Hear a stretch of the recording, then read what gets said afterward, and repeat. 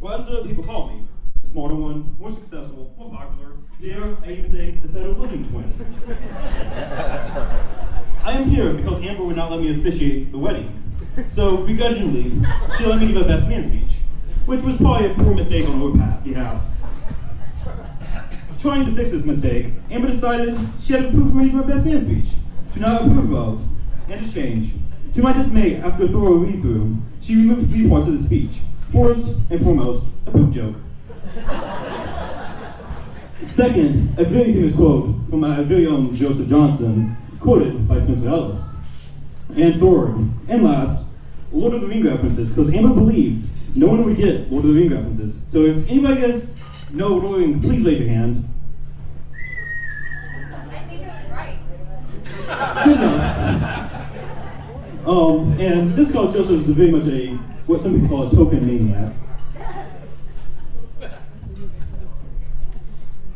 But in the end, as a close friend once said, you are up here and no one's going to stop you. So sorry, Amber, and you're welcome, Joseph. Now, I know it's traditional best man speeches. I'm supposed to roast Joseph, but talk about how I met you. But honestly, I don't know what I was doing when I was 5 minutes old. Well, as Joseph likes to correct me, it was just 2 minutes. These 3 minutes difference means a whole lot to Joseph. But just as this little man, those minutes mean a lot to this little man means a lot to Amber. And now, following the format of a best man speech I found on Google, I am supposed to talk about love and its definition. But luckily, I graduated college recently, so I can plagiarize other people's work with minimal to no consequences. So, what is love? Love is a burning thing, and it makes it fiery. Bound by wild desire, I fell into the fire. The taste of love is sweet, when hearts like ours meet. I fell for you like a child. Oh, but the fire went wild. On a side note, they had to prove to me, like I said before. Joseph did not understand this is Johnny Cash.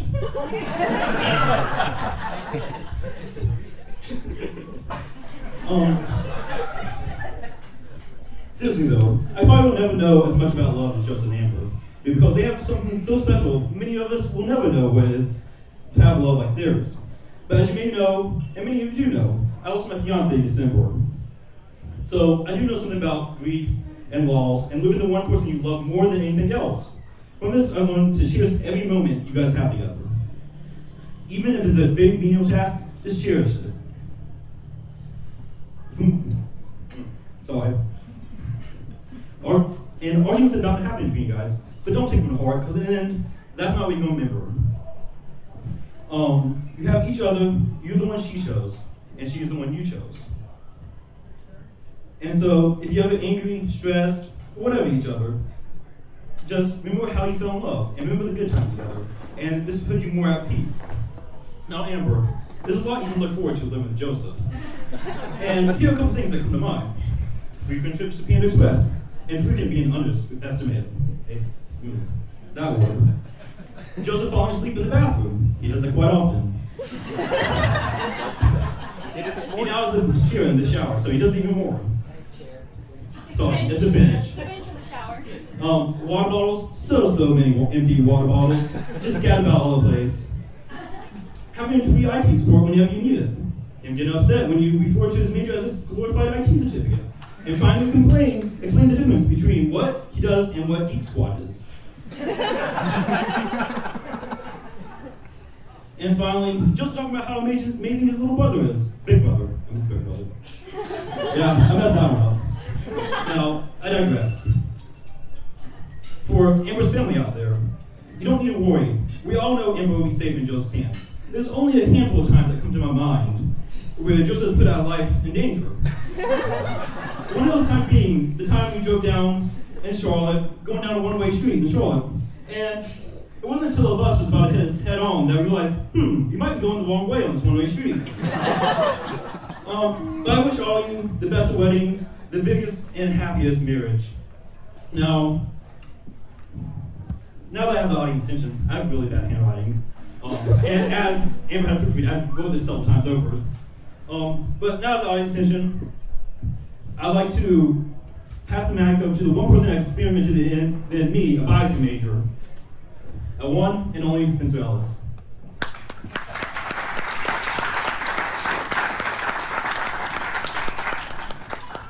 Good evening, good evening. For those of you who don't know me, my name is Spencer Ellis. I've been a good friend of Joseph and Amber's for some time now. And as the dedicated, sentimental friend of the group, I wanted to give a speech, even though it is difficult to follow Zachary in anything. I first met Joseph like a lot of people here did, in Boy Scouts about 7 or 8 years ago. We were trying to figure it out today, and we couldn't count that high. And so I met Joseph at an early age, and we became close friends almost immediately. And amazingly, I was close friends with Joseph and didn't meet Amber until several years after that. When I first met Amber, it was at the Dunwells in Mint Hill, which many people at this table have spent far too much money at over the past 6 years. She was just getting ready to go back to school in Clemson, and I remember when she said goodbye, she said, "Spencer, it's been really nice to meet you. You know, I'm glad you're Joseph's friend, but I'll probably never see you again as I'm about to go off to school." And now I'm telling this story at her wedding, so we can see how that turns out.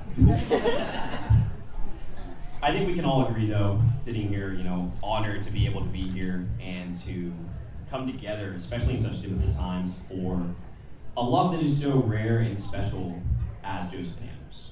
I cannot think of many people off the top of my head that started dating when they were in 7th grade and are still together, much less getting married. And getting married in a genuine and rare kind of love that I have only ever seen present in few cases, these guys being one of them. I know that over time, it's been unwavering and at times aggressive. I remember a few years ago, Amber lunged off of a roof and stabbed my older brother in the leg with a knife, but that did not dissuade Joseph from this day. So take that how you will in either of their regards. The point of the matter is that these two have been stuck together for so long that they're just going to keep being stuck. And I think there's something quite beautiful about that. So I'd like now to raise a toast in honor of the bride, of the groom, of their families, and the friends that are gathered here today. And thank you so much for the privilege of speaking. Cheers. Cheers.